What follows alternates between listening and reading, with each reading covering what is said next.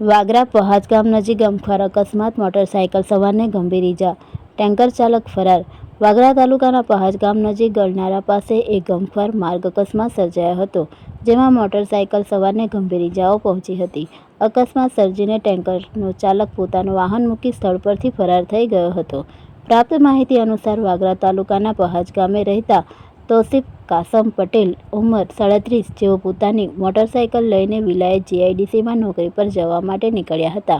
તે દરમિયાન પહાજ ગરનાળા પાસે એક RJ27GC 5262 નંબરના ટેન્કરના ચાલકે તેમની મોટરસાયકલને જોરદાર ટક્કર મારી હતી, જેના કારણે આ ગંભીર અકસ્માત સર્જાયો હતો. અકસ્માતના કારણે મોટરસાયકલ સવાર તૌસીફ કાસમ પટેલને શરીરે ગંભીર ઇજાઓ પહોંચી હતી.